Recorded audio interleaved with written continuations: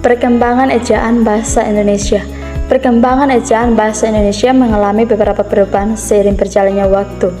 Pada tahun 1972, ejaan yang digunakan adalah ejaan yang disempurnakan, yang merupakan ejaan revisi dari ejaan Jakarta yang digunakan sejak tahun 1947.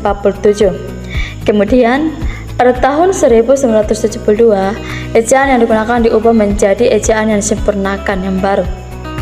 Dan pada tahun 1975, disempurnakan lagi menjadi ejaan yang disempurnakan dan disesuaikan. Pada tahun 1987, ejaan bahasa Indonesia mengalami perubahan kembali menjadi ejaan yang disempurnakan dan diperbaiki. Pada tahun 1999, terjadi perubahan signifikan dalam ejaan bahasa Indonesia dengan diperkenalkan ejaan yang disempurnakan yang berlaku secara bersama.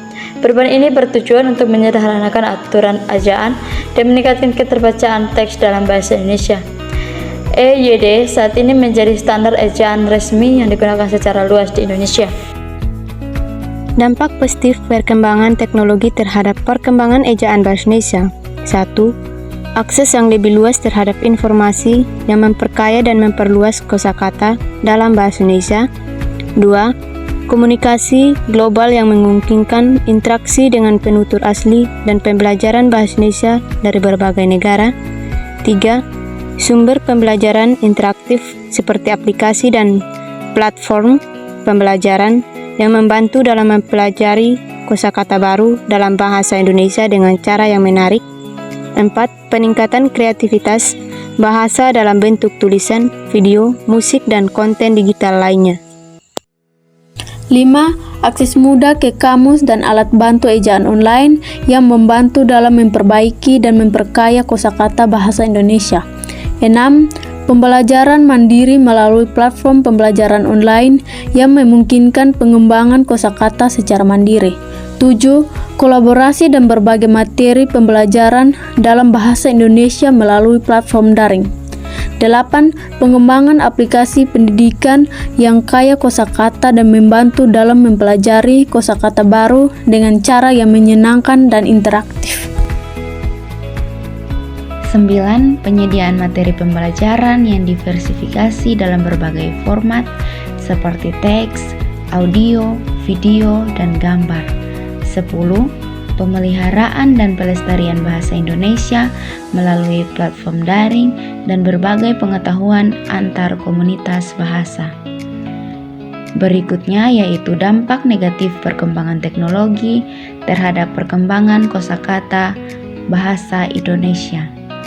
Yang pertama, penggunaan bahasa gaul yang berlebihan dan singkat yang mengurangi pemahaman dan penggunaan kosakata formal dalam bahasa Indonesia. Kedua, kesalahan ejaan dan tata bahasa yang sering terjadi dalam komunikasi digital seperti pesan teks dan media sosial.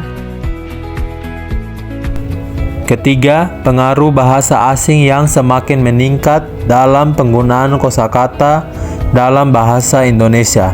Keempat, pemendekan kata dan kalimat dalam komunikasi singkat seperti pesan teks yang mengurangi kekayaan kosakata dan ekspresi dalam bahasa Indonesia. Kelima, ketergantungan pada penerjemahan otomatis dan kamus daring yang dapat menghambat pengembangan kosakata Indonesia secara mandiri.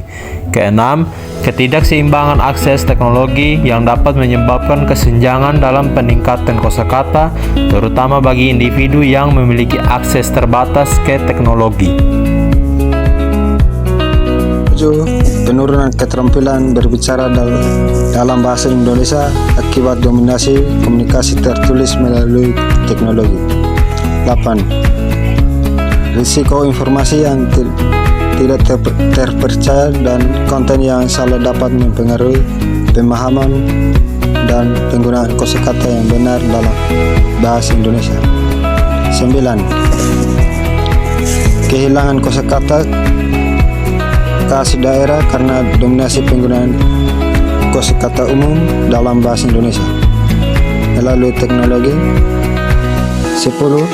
Kehilangan kemampuan berimprovisasi dalam penggunaan kosakata dalam kreativitas bahasa sehari-hari. Karena ketergantungan pada teknologi dalam mencari kata dan frasa yang tepat.